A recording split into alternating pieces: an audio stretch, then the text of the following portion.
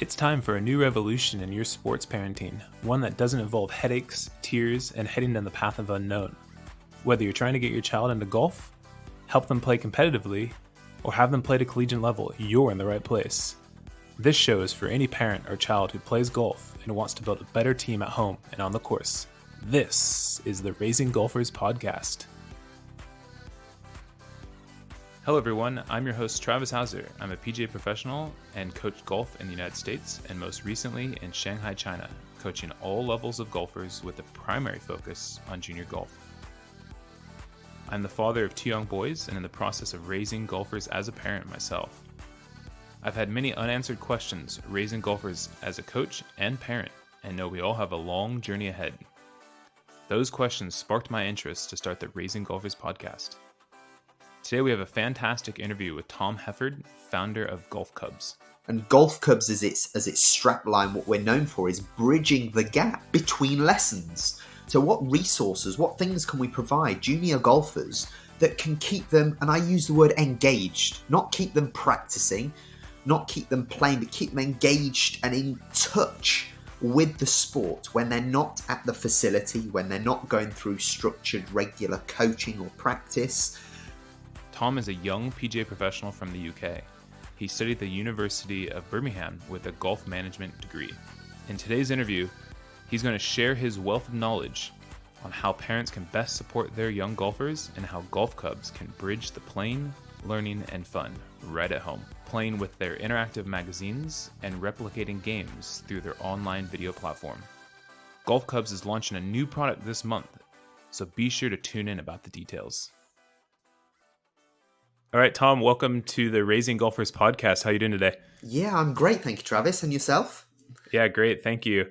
Why don't you tell us a little bit about where your journey in golf began and other sports that you played growing up?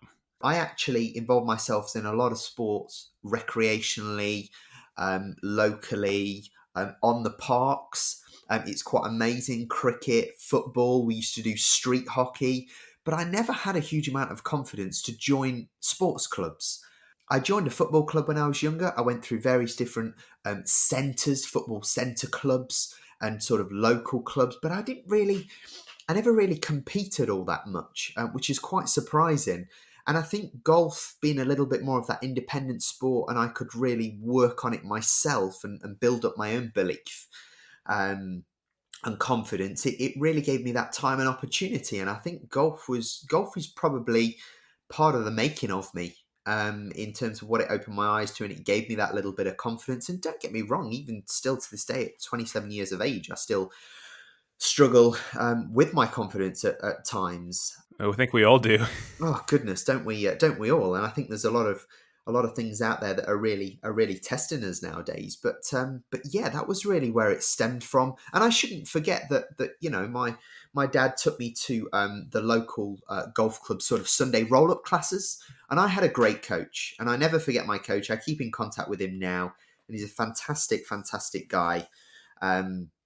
His name is Danny Burston. He's based in Nottingham. And he really he committed a lot to me, my game. My mum and dad provided me with immense opportunity to have lessons and go and play at the club and have a membership. But yeah, I think that was sort of the extent to which I joined clubs and represented a club as a junior golfer, as a junior player. What do you think with your coach made him such a good coach? Like what traits would make a good coach for an early developer in the game of golf? That's a really interesting question. And I'm the first to quite noticeably recognize how Danny has evolved as a coach. We've obviously got social media as a platform now where we don't even need to speak to people anymore. And we know what's going on in their life and what they're doing.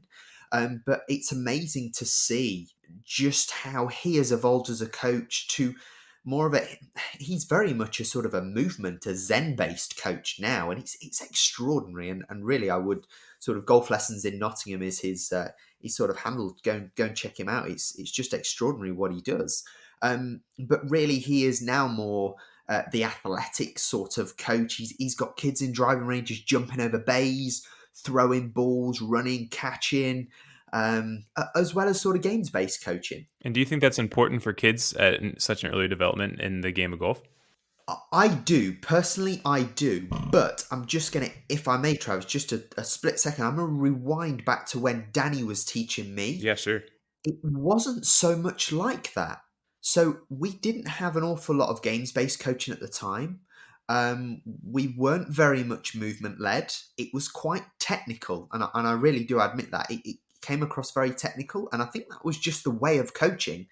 But one thing I never ever forget is Danny's commitment, sort of liaising, corresponding with my dad at the time, and we'd really go out the way. He would really go out the way, should I say, to try and better understand what it was in my golf swing that I was struggling with. And he'd come back week after week after week with extra drills and little homework tasks. I want to go back and practice these. So actually, times had certainly changed. With regards to actually, do I think child development, junior development, how important it is for them now?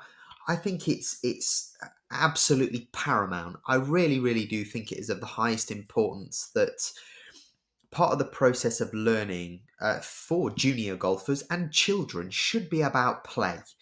I think it's really important that parents keep or allow children to enjoy childhood. Childhood goes in the blink of an eye, and I experienced all too many times, and I know I'm a youngster myself, and I have, I guess, in comparison to other professionals, very little experience in the industry, 5 or 6 years, but kids were turning up, and their mannerisms, their attitudes, the way they spoke, some of the actions.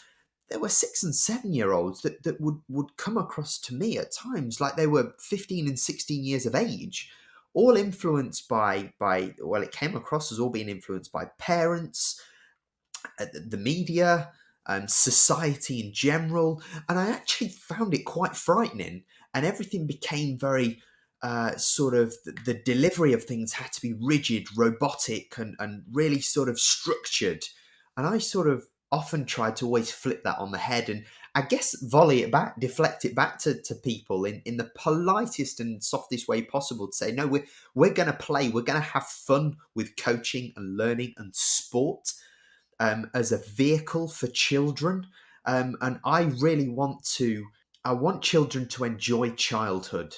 They learn so much, and they're actually parents, obviously, that run their kids' account on social media, but there's some parents, sort of children's accounts, junior golfer accounts that we follow on Instagram from golf clubs, and some of them are exemplary. They're absolutely extraordinary. They're giving them the opportunity of all different sports. They're down at over in the States, they're down at the jungle gym and they're climbing and they're doing all different things. And I think it's all part of play, and we must never ever take I guess the child out of childhood. Oh, I totally agree. I got a quote here from Albert Einstein. He said, "Play is the highest form of research." What do you think about that quote? Possibly word perfect. I mean, I don't think you can get more truth in that. And there's something I've actually got written down here that I think it's really important that we listen to children, because children are very clever, they're very intelligent, and they're very aware, just at a different level to adults. And I think they do learn probably more than us in terms of the actual amount of knowledge and learning that goes on in childhood versus adulthood. I actually have this thing that adulthood, and I'm actually going to change the word adulthood now to parenthood.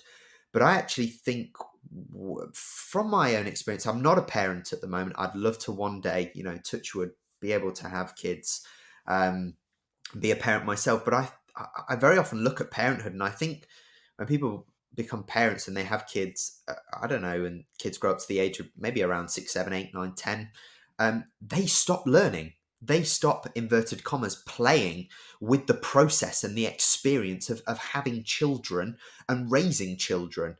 And it all becomes too adulthood-like. And I think it is. Even parents in their process of raising children must play.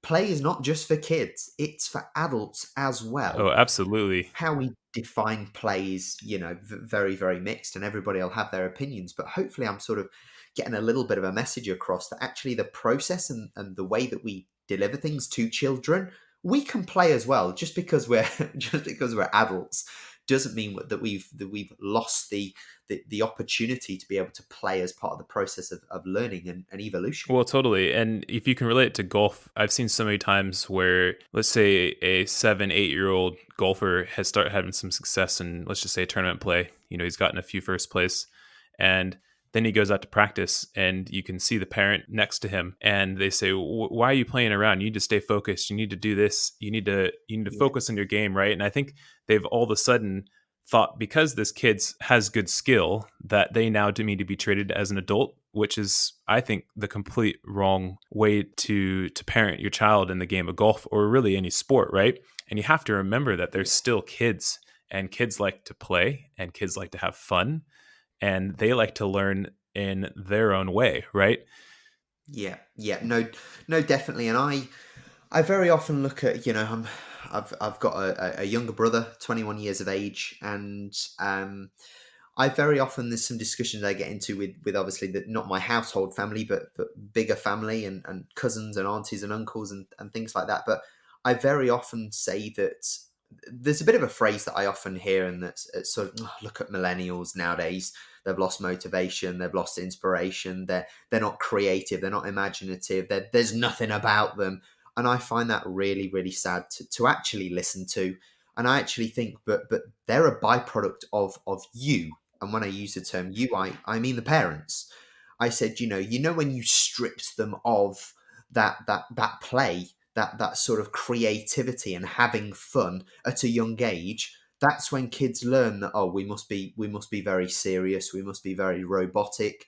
And I actually find it all too upsetting. I really, really do. I really hate to hear the youngsters getting negative press and bad words about them, but I truly believe they are the byproduct of their parents.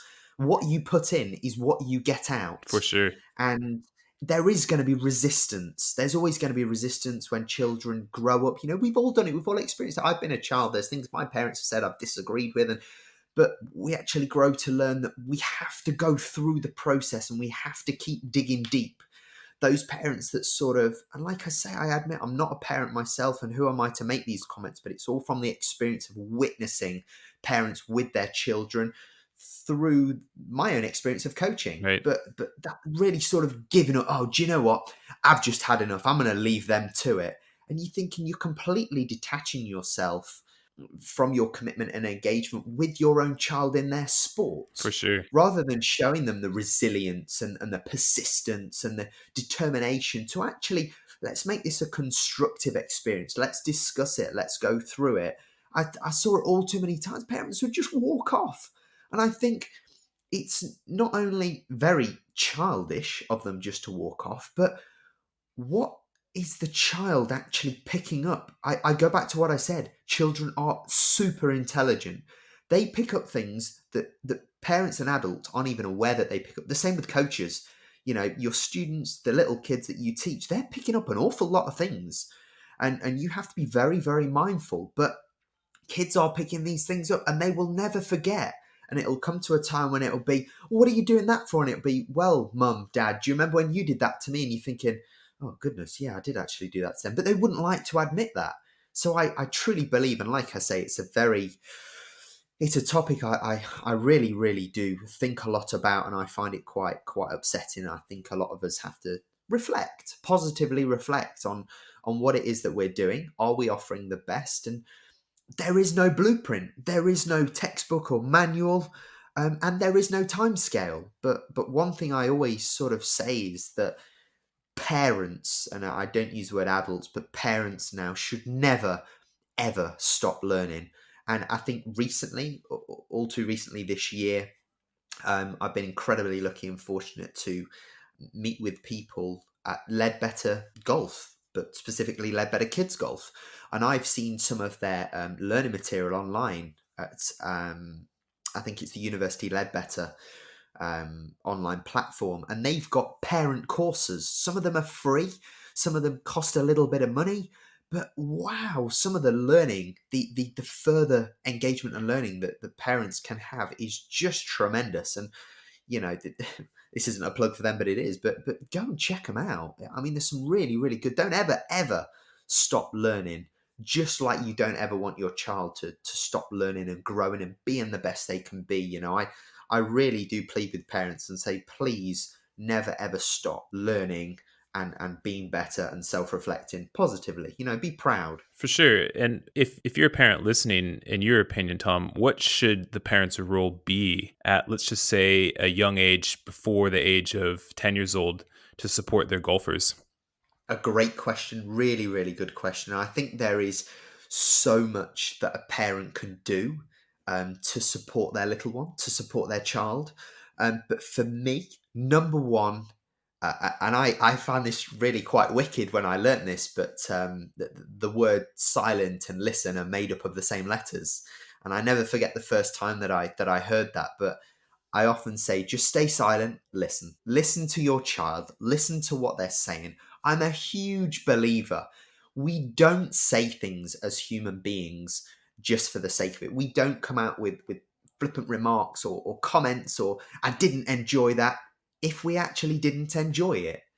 If kids, oh, I just don't enjoy going to golf club, or why? They're obviously saying it for a reason. So we must explore it further. We must understand why. Is there something we can change to help them? And that's not just golf. That could be, I hate school. I don't want to go to school. Why? What can we do to help? Rather than, oh goodness, well, okay, we'll just pack that sports club in, or we won't go to that, or we won't go to this.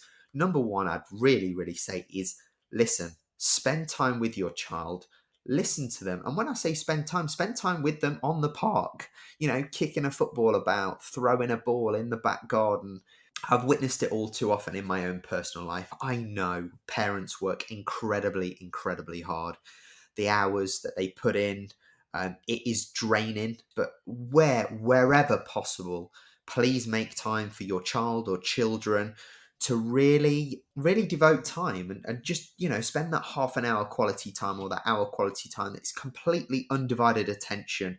The child should be the closest thing. Really devote your time. And I never forget a lady. She's absolutely amazing. She does so much for her kids. But she made a comment to me the other day as I was on the phone to her, having a little catch up. And she said, or I actually made a similar comment. I said, you should really just go and spend an hour with your kids and just go and play, take them to the park and just go and have some fun.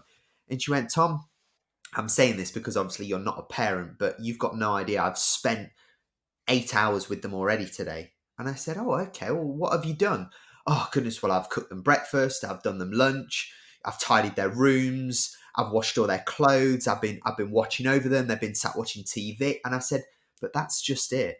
You think you've spent time with them. You haven't. You've spent time around them. And there's a difference. There really, really is a difference.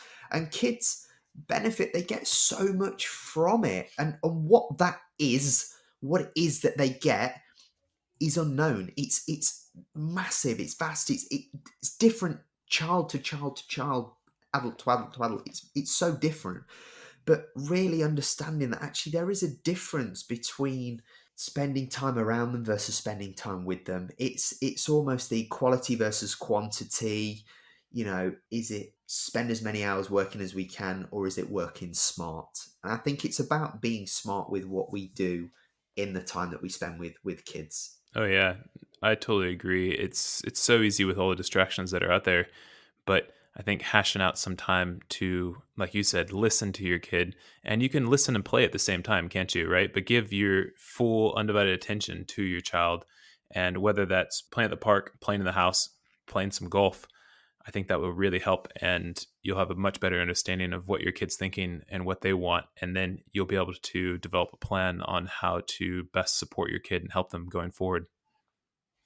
Absolutely. I mean, I couldn't have said that or summarized that any better myself. And I also, I probably should take this opportunity to sort of thank the parents. I don't just mean my own, but my own included, but all the parents of who I've had correspondence, interaction, communication with, and have had the great opportunity to coach their children. Them as parents, they have taught me so much. And I really, really hope that I can take these lessons into parenthood myself one day and learn and think back to those experiences and go, do you know what? I've probably just highlighted there, Travis, and I really should emphasize this. I've probably highlighted some of the wrongdoings and the learnings and mistakes, but actually I've learned an awful lot of amazing things that parents do. And I just want to be the first to say myself that I am so grateful and thankful for some of these experiences, because I always try. I find it difficult, especially my reading, but I always go into situations and experiences with open eyes and open ears. I'm always willing to listen. I'm not the best person at remembering things, but I will try and take in as much as I can and learn from everybody. We can all learn. We can all better ourselves day in, day out. Yeah, no, I agree. I think it's a great mindset to have. And, I think part of that's also the premise for starting this podcast was to, not only help all the parents out there with these questions that they have, but, myself, I'm a golf coach and I'm a golf parent of two young boys. And I know that talking to people with such good experience like you have, hearing your stories and what you've been through and what you've heard from other parents will also educate not only the listeners, but also educate myself as a parent and as a coach. So I totally agree with you. Another interesting thing. So we're kind of focusing on the early development of golf, and we're going to get into that and what you do in just a minute. But as a kid starts golf, and let's just say they've been playing for 2 years, how can we help parents understand that the process in golf takes time, and how can we help them see some light at the end of the tunnel? Great questions.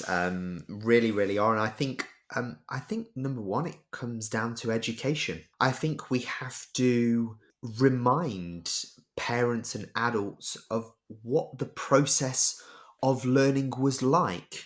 It was a little bit sneaky of me, but I very, very often in my own coaching practice, when I was actively coaching, I very often got parents involved. I set up parent classes for them to learn golf. And actually, it was amazing that as these parents started to learn golf, those ones that weren't golfers, it made them realize A, just how difficult it was, Right. and B, how long the process was. You have your ups and downs. And I probably don't need to say, but you do get the parents that, well, you were good last lesson. What have you done wrong today, little Billy, or whoever it may Right. be? And you're thinking, goodness, I'm sure Billy turned up today thinking, do you know what? Dad's watching. I'm gonna have a bad session today because I can't wait for Dad to ask me why I'm doing this wrong.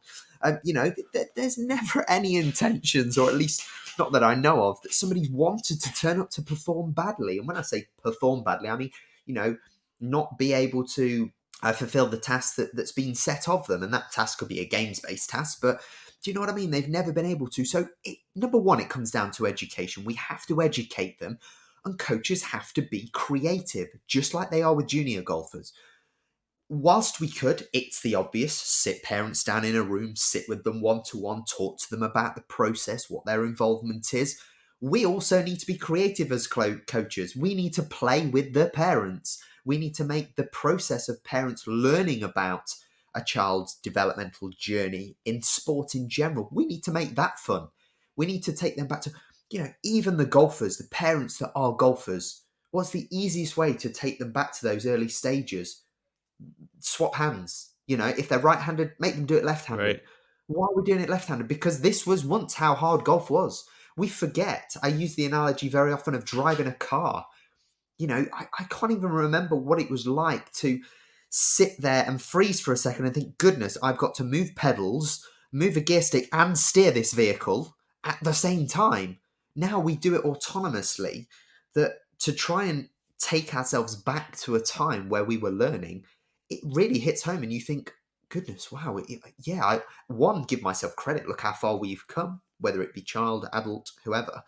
But I think to be creative about the way that we educate parents, and that was just a little something that I used to do, as well as I used to bring the parents in on some of the sessions from time to time, which would very much be our parents and kids day sessions, or where we'd get all the parents involved, and it would be parents and their children versus other parents and children, and it would involve them in the process of the actual learning as to what their kids would do. And I'd very much set sort of little objectives and topics wherever I could, so parents were aware of what we were doing. But I think it's all about communicating, educating, speaking to these parents. And one thing that I was, admittedly, I was afraid. I was scared, These parents were older than me, they were wiser than me, they were more experienced than me. Who was I, young Tom, early mid 20s? Who was I to stop some of these parents in their tracks and say, look, this is what I'd really like to see, or have you thought about, or maybe come along to next session? I really did. I questioned myself, like, Tom, who are you to even be able to make that comment? And then I tried to put myself, I say try because I never have, but try to put myself in the shoes of a parent and go, do you know what? I'd be incredibly, incredibly grateful. I would welcome the opportunity for a coach, whatever age, to actually say, why don't you try this? Why don't you give this a go? Why don't we make this a different experience? Why don't we consider it from your child's perspective?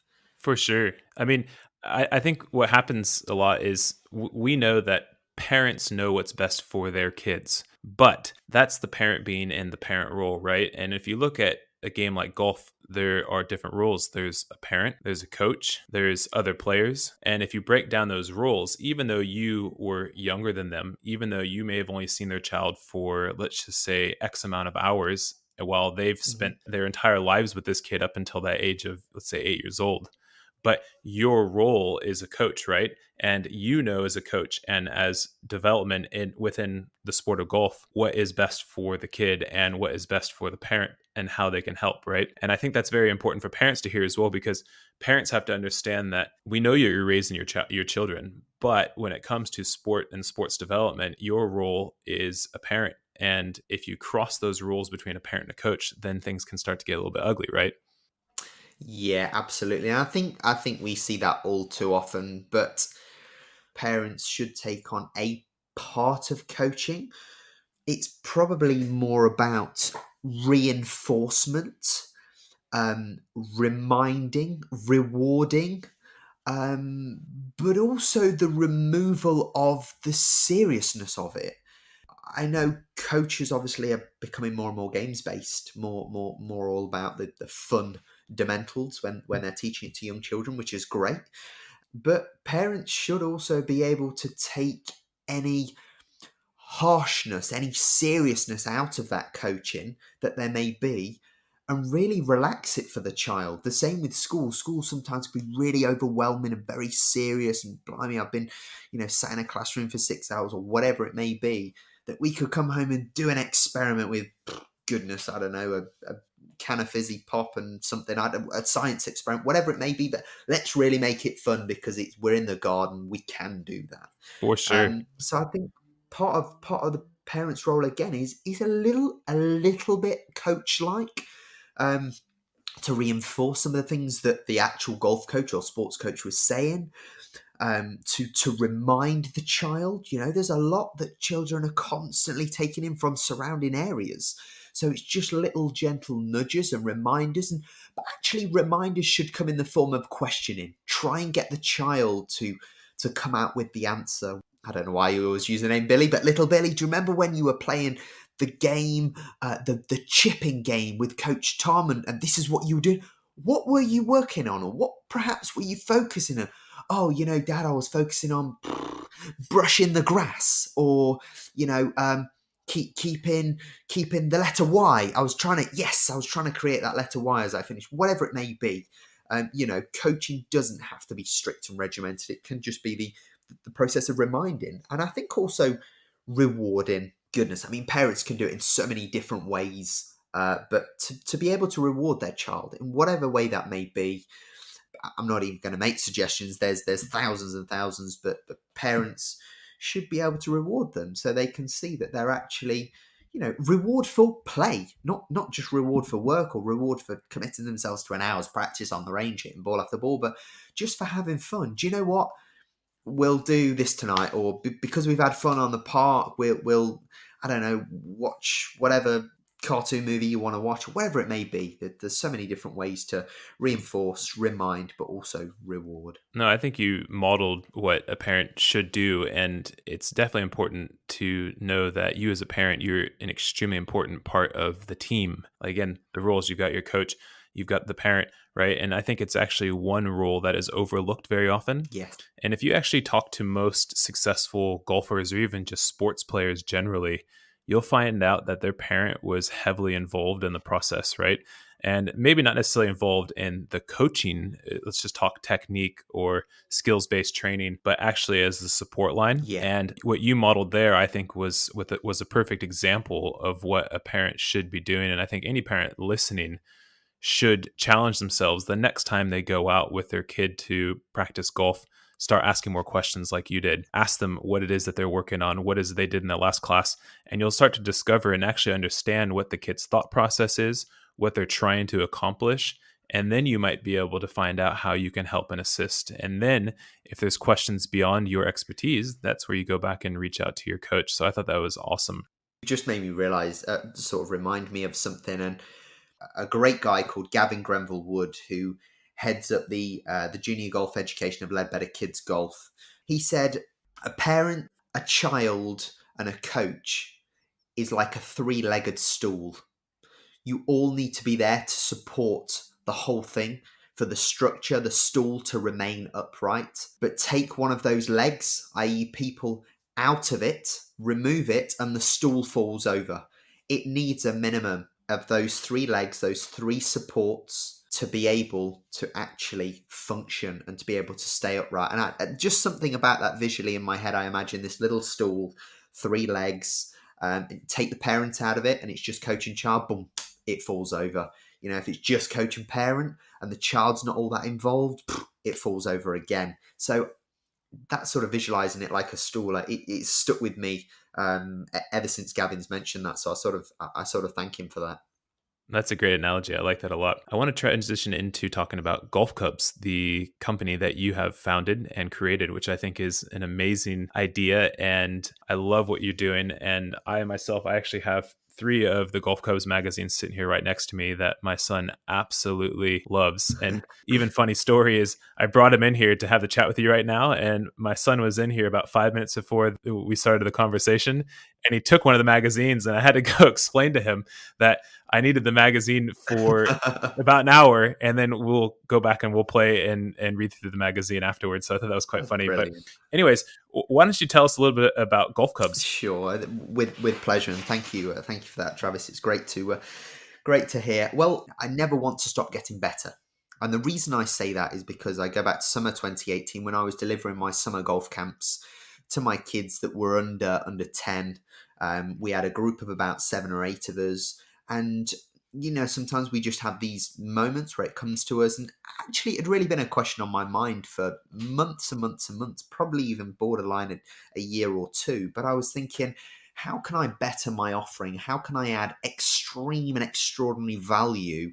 Not necessarily for the parents, but for the kids. But if I can, you know, make it beneficial to all parties, coach, parent, and child, then even better. And I never forget in that summer camp that I actually asked some of the kids, and I always start with the kids, and I say, you know, what is it that we're missing? What's the missing piece of golf right now? And I just started throwing a few suggestions and ideas. And of course, I mentioned what I refer to as Voldemort, homework. Goodness, you can't mention the word homework to kids. It's just a no.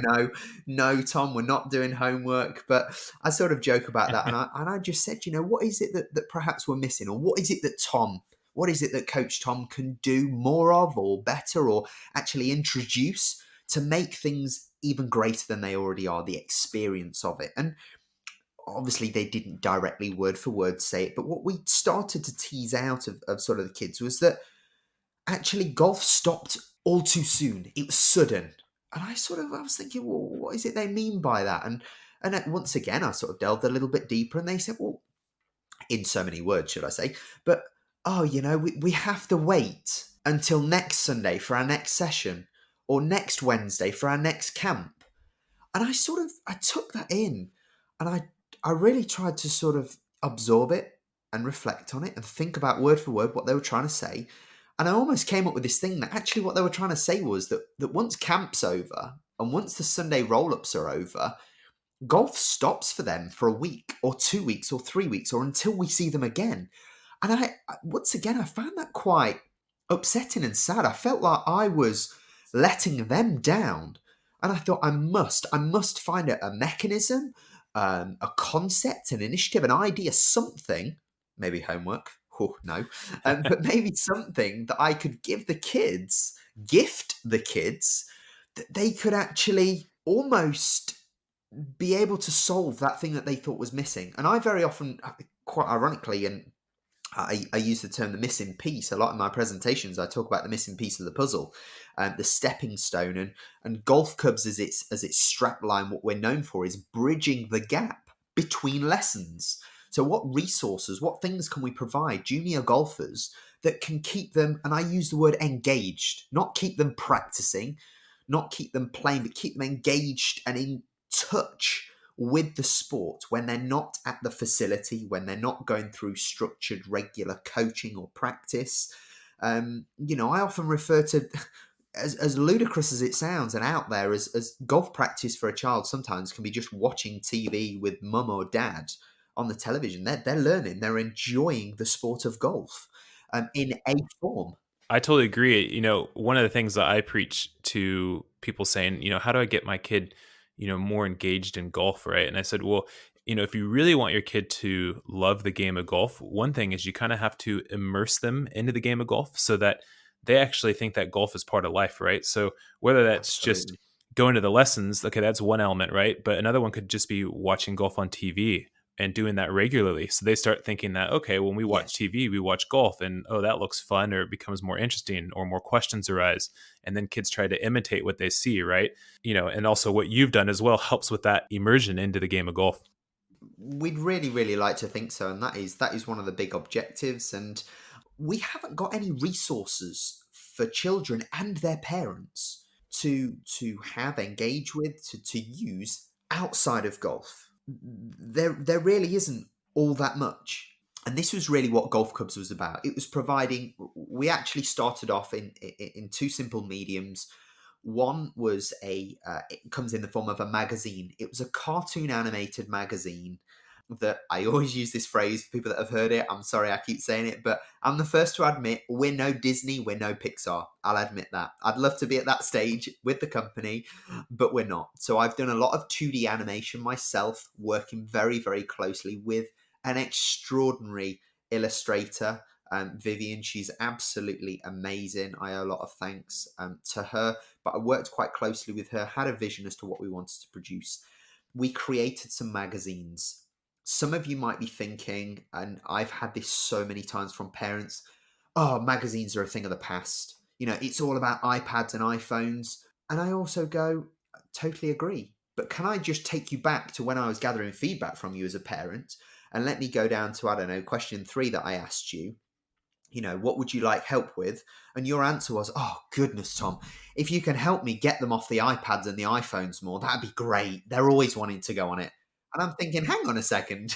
We've come up with a solution, a possible solution. I'm the first to say it might not be the absolute, pinnacle. This is it. This is going to change life. It's not, but it's just one of many solutions. That a cartoon, a tactile, a physical magazine where kids can color in, they can draw, they can read, they can write, they can immerse themselves in this cartoon creative world is just wonderful. And it takes them away just a little bit. It might be 10 minutes, 20 minutes, half an hour, it might be a couple of hours, whatever it may be, but it takes them away from the digital devices, and it reminds them that actually there is so many other skills, life skills, that kids can learn through the medium of a magazine. And again, it does come down to education, because the immediate Oh, thought for sure. to some of those parents, not realizing that they'd already answered my question with, I need to get them off devices, and me coming up with an idea, it sort of confused them.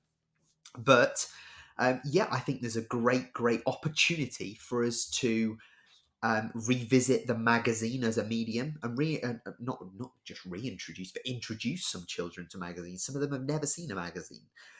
So where did the idea of the characters come from? Because I love it. I love the idea of the characters. They all have their names. We got Lockie, Luna, Leo, Lexi, Lily, and they're all cubs. So where did that come from? Do you know what? It's really just sort of my creative head and my idea. I really set myself some a criteria. I was I was never a technical coach. I'm the first to admit that. There are some great, extraordinary technical golf coaches, junior golf coaches out there, but I was not a technical coach. I was a games based coach. And what I identified quite quickly was that children could relate more to childlike things, cartoon characters, superheroes, stories. They liked that idea and mechanism as a way of learning. And I never forget a very, very close friend. He's a mentor to me. His name is Jonathan, and he always reminds me of the time that I used the the game show, the Crystal Maze, as a concept to coach some of my junior golfers. I had them so excited that they were going through different rooms and challenges to earn these crystals that I think, if I remember correctly at the time, were just different coloured golf balls. But they were going on this journey and it was amazing. But actually, I found very quickly that we have to get down to their level. There was no point me creating a book or a magazine that was full of adults stood in positions, setting up a game. It was not going to be relatable for them. I then thought, why don't I get pictures of junior golfers doing it? And then obviously, as you can imagine, comes the difficulty of finding and being in contact and being able to video and photograph kids for the magazine. It just presented another obstacle of difficulty and challenge. So I thought, do you know what? The absolute best thing would be for us to create something that is cartoon based, that's really going to relate to, I often say, superhero Marvel like characters that kids relate to, Spider-Man and Batman and things like that, and Ninja Turtles. And I just thought that's where I want to go with it. And then I really thought I wanted it to be animal based. I really wanted it to be animal based, to soften it even more. I didn't want them to be human. I wanted them to have, and I'm sure there's a fancy word for it, but human like traits and features, hands, feet. I know they've got paws, but making it look like human, or human in their appearance. But yeah, keeping to sort of a little bit of an animal theme. And I never forget the first time it came to me, and I thought, do you know what? I want to use lion cubs as an animal. And it just came to me. I thought, do you know what? I'm going to play on words here. And I would be, goodness, if I could have £1 for every time somebody's mentioned how close golf clubs and golf clubs are, as a word. And it's brilliant. It's a bit of a tongue twister. People are going, oh, how's golf clubs going? I'm like, sorry, golf clubs. I mean golf clubs. And it's great. But the amount of times people say, oh, don't you think that's a little bit close? And I'm like, but it's a play on words. Golf clubs, golf cubs, these are cubs, lion cub characters that are golfers. They go on a bit of a journey. It was something that the kids could relate to. And the amount of times that, it really is a difficulty. And I'm just going to throw this one out straight away. When people search for golf cubs, it's very difficult. You will get probably 1.5 million searches for golf clubs. They will flood your Google search or your YouTube search engine. But actually something, part of the education process that people aren't aware of, when you type into Google or you type into YouTube golf cubs, underneath the search bar it said, did you mean golf cubs? And you say yes, or you press golf cubs, and all of a sudden it comes up with all the golf cubs searches. It's because the algorithms and the things behind the scenes at Google and YouTube, etc., they automatically default to thinking you've misspelt something. But you can, just with a click of a button, go, nope, I meant golf clubs, and it brings up everything golf clubs related. But yeah, that was really my idea of coming up with. And actually, what people don't know, I don't even think some of the parents know this, but actually, some of the cub characters, and for those that have the magazine or those that don't, inside the first page, you will know, Travis, inside the first issue of the first page, we've got some little traits and personality characteristics of these cub characters. One or two's cheeky, sporty, cheerful, etc. We've got a Yes. list of all their different traits, and they're actually based on some of the kids that I used to teach. And a question I had asked the other day from a gentleman that's based in France, and he said, "Oh, his son wasn't too happy." And I said, "Oh goodness, what? Why?" He said he didn't like that there were more girls than boys. And we laughed and joked about it. And I said, but do you know what? That's my experience. I actually taught more girls. I got more girls into golf than I did boys. I coached more girls. For some people, that's like, sorry, what? You had more girls. My golfing groups were dominated by girls. And I wanted to try and change that image and stigma vision of what golf is. It's very male dominated, gentlemanly, senior sport. But actually, no, I had these young girls that were so enthusiastic and passionate about playing golf. I emphasize the playing golf. They were probably unlikely to become, professionals or golf professionals, touring for TV, whatever it may be, but they were going to enjoy the sport and play it. And so, really, I tried to mimic that as a bit of a microcosm, if that's the right word, but really in miniature form, what life was like for me, who I was teaching, some of the characteristics and personality traits some of these kids have, and that's where golf clubs came from. No, it's so cool. I mean, just going through the magazine, right? I mean, just for the listeners, there's things in here. There's games you can do a dot to dot. There's word searches, and there's even things to help with their setup position. One my son really likes. He likes the railroad tracks. So we have Yeah. some lines on the floor, and he likes to imitate. That's the same as in the book. And there's a lot of other games that you can play at home. And my son just flips through these magazines, and he just says, okay, he's like, Dad, I want to play this same game, and it's the game that's on the page, right? And so then we go set it up and we play it, and he just loves it. And a few minutes later he runs back, flips through the pages, finds another game, says, I want to play this same game as well. So it's really cool. Brilliant. Now, in addition to the magazines, what additional resources do you have at golf clubs? So we've also, which is it's quite contradictory, because what we've also created is an online platform to get kids in front of devices, which parents obviously they identify they wanted to get kids off the devices. But one thing that I was very conscious of is the way that the technological world is moving. It is, I don't know whether you see it as frightening, scary, but kids of the age of 5, 6 have got phones or iPods or things that can access the internet, and they've got access to it. But what I wanted to create was a golf clubs platform, an online platform where we call it the Den. It's completely free of charge. We have coaches using it quite a lot for wet weather day activities. There's resources on there inside the games cave. We have different, just very, very quickly, in the Den, which is the platform. We've got the video vault, the games cave, the grown-ups crash out, which is a forum for parents to go. Also, we like the idea of coaches going on there and sharing some of their experiences, but grown-ups crash out is for parents to literally crash out, ask any question they may want to, as ridiculous as it may seem. What golf club should I buy my child when they're first starting, or anything, whatever it may be, what should they wear? And then we've also got sort of a feedback zone as well, where I'm really, really open, me as a person, to any feedback that anybody may have. But yeah, inside the games cave, goodness, we've got word searches, spot the difference, dot to dot, anagrams, colouring in, loads and loads of different things that, once again, it's about the engagement and the being in contact, in touch with golf. Kids are still learning. We've also got games recipes, which I absolutely love. I used to task my junior golfers that I used to teach with. I used to print out recipes, very much in the form of a cooking recipe: ingredients, equipment, method, setup.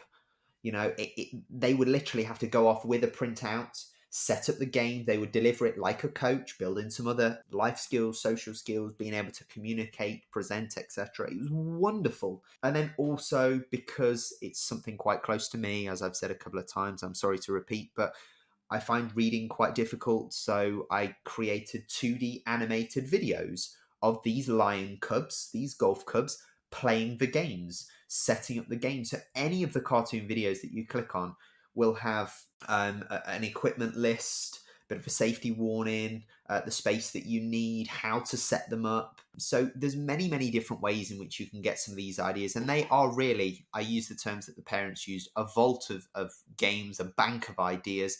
They're there to be used by coaches, parents, and kids. So we have the magazine and the online platform. Yeah, I think it's a huge support and it's a lot of fun. I really enjoy going through it as a parent with my child. And when my youngest son becomes old enough to hold a club, first of all, but when he's old enough, I'll definitely be going through it with him as well. What would Amazing. you say is your target age group, if there is one, for these resources? Do you know what? It's a really, really interesting question. And we'll probably move on to in a moment, in terms of our latest resource that we've just launched this week. So I've just mentioned, obviously, the magazine and the online platform to start with, which is where we were for 12 to 18 months. But really, you will notice, or if anybody particularly looking, we don't have an age group or an age recommended age anywhere on our platform in terms of, oh, if your child is this. It's changed a little bit with the product we've just released, but in terms of magazine and online platform, we don't. And the reason I say that is because in our mind, the target age, which of course we have, was sort of anywhere between sort of 5 or 6 to 9 and 10, depending on maturity of children, um, development, etc., etc. Everybody's different. But just to share a really quick story, we've had 4-year-olds using it with parents, friends, granny and grandpa. But I have also I did quite a lot of disability coaching and work, and I was incredibly fortunate enough to teach a young girl actually who was I think she would have been 12 or 13, but she had the reading and writing level of like a key stage one sort of child, so she was very behind her years, and we actually used the magazine as a mechanism to get her reading and writing and looking a little bit more at golf. That's so I cool. mean, this girl was she wasn't the inverted commas the target age, the target audience for who this was designed for, but I thought the second you put a target age, and I know this young girl, she was wonderful, great character, great personality. And I spoke to her dad about this. Had there been a target age on the front of the magazine that said maybe 6 to 9, she wouldn't have gone near it because no, no, no, Dad, that's not for me. That's for little kids. But taking that away, and once again, kids are very intelligent. Taking that away, they don't have to think about it. We don't need. It's just, does this interest you? Does it appeal to you? Could you, yes or no? We're leaving it up to the child to decide. And so, yeah, whilst we have sort of a guide age, 5 to 6, 9 to 10, we leave it open. We really, really do. Granny and grandpas want to get it for their little grandchildren, or a 10, 11-year-old wants to pick it up, then great. I think the way that the magazines are designed is that it does reach a very, very broad range of development in age and in children. For example, my son, he's 2 years old, and when I found Golf Cubs, I wasn't sure if the magazines would, I guess, would work or if he would even enjoy them, because right now the books he's reading are mostly just pictures, right? But these magazines also have pictures, and sure enough, going back to that immersion of something, now he's like, okay, I play golf. I see my dad play golf. We watch golf on TV. Now we have what he calls books on golf, and Brilliant. he likes Brilliant. the characters, and it worked. Sure, some of the things, the tasks in there he can't do yet, but that doesn't matter. He really enjoys the books, and what he can take out of the books is enough for him, and he's loving it. So I think it's great. Brilliant. Where is Golf Cubs heading now? What's next for you guys? Great question. Really, really excited to sort of answer this one. Where are we heading? We've just released this week what appears to be the first ever junior golf board game. So going back to the idea of sort of taking kids away from devices or getting them off devices for a period of time, being wanting to be quite original with our ideas, but still quite unique and offer something that's not out there in the industry to once again bridge the gap between lessons to help them immerse themselves into golf. We've designed and just released a board game called Race to 18, which I'm incredibly proud of. It is actually about golf rules, etiquette, and gameplay. For a lot of children, I think for a lot of adults as well, mentioning the word rules of golf or etiquette or let's talk about gameplay and how you play the game, it's a little bit of a boring subject. It's a bit, I don't know whether I want to sit there and read the rules or anything like that. Some people do, and I only admire those people that can sit and read through the rules of golf. But I wanted to try and find a way, once again, a mechanism, an initiative, a concept to be able to educate, teach, for our kids to be able to learn the rules of golf, the etiquette, and the gameplay in a completely crazy way that was actually play to them. We go back to the word play. It was about having fun. So we designed and created the board game Race to 18, where kids would, I guess my easiest way, it's a circular board, and kids and parents, whoever maybe that's playing it, will constantly keep going around the board, and they have to race to collect all 18 hole cards. And it is just about as simple as that. And for every time they land on a hole, they will collect a hole card. But it comes with a bit of a twist. They will obviously come up against rules, etiquette, gameplay like questions, some general knowledge ones, some funny ones. The longest distance that anybody's ever hit a golf shot on their knees, the world record for balancing golf balls on top of one another. But what was important to me was to include general play like questions in there and junior questions that actually kids could relate to. And they could go, Mum, Dad, I want to go and see how many golf balls I can balance. Or, when we're at the range, can I ever go on my knees and hit a golf ball? And I wanted to really spark that sort of creative play in them.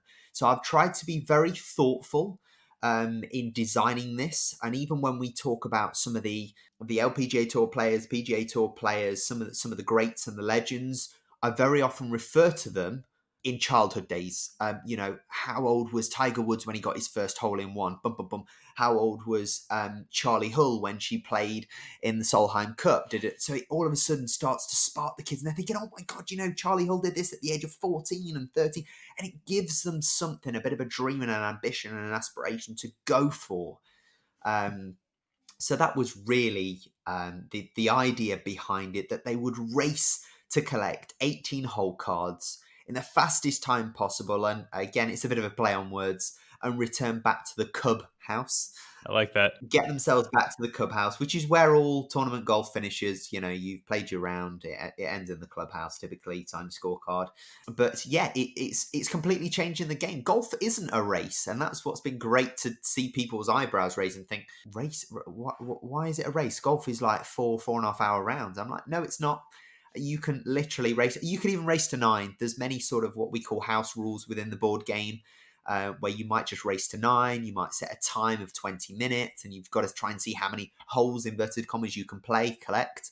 And it's a little bit of learning. And we've only got very, briefly to start with, we've only included 72 cards in there. We actually originally put our first one out as 36 because we tried to visualize it from a child's perspective. We didn't want it to be very overwhelming and overpowering. Goodness, there's this massive deck of cards and there must be millions and millions of rules. But we're thinking already about the expansion packs of additional cards and getting them out there. So yeah, race to 18. If people haven't seen it already on any of our sort of social media platforms, which is just at Golf Cubs, they can check it out. Any of our stuff on our website, which is golfcubs.co.uk/race to 18. And where are you shipping? We're going to try to ship worldwide.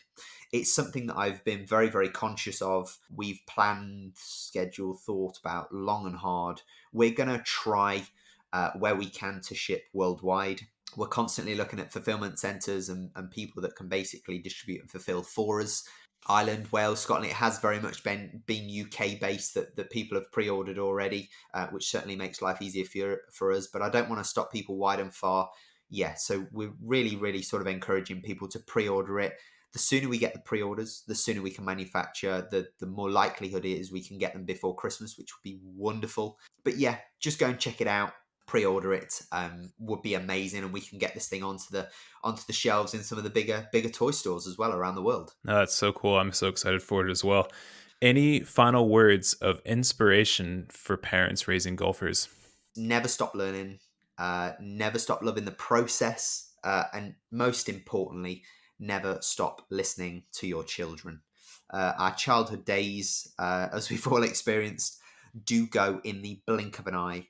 So keep it fun, keep it enjoyable, let it be creative, and let the imagination run wild with practice and play, wherever that may be. Just enjoy it. Enjoy every moment of it.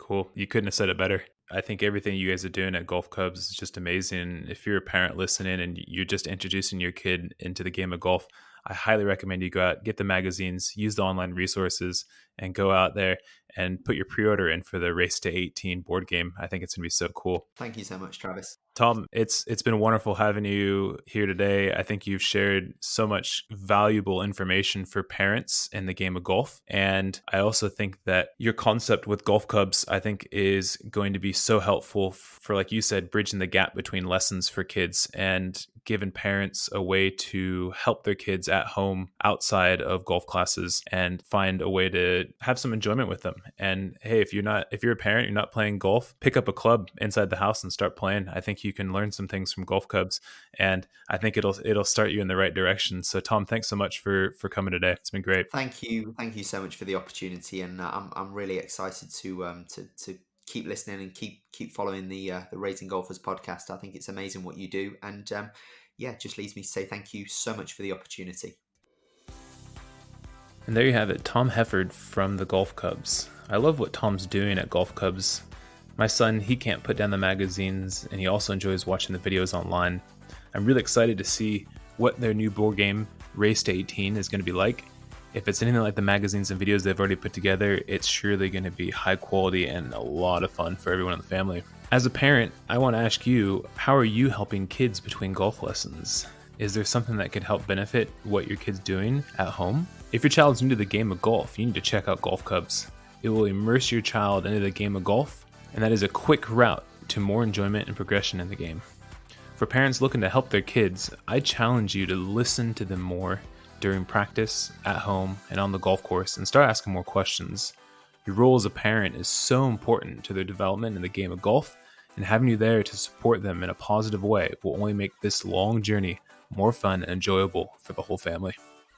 If you enjoy listening to our podcast and the information you got from this episode, do us a favor and continue to support us by hitting that subscribe button and giving us a 5-star review. Your continued support will help us continue to grow and be able to interview some of the most experienced parents, coaches, and players in the golf industry to help you continue to raise your golfer to their full potential.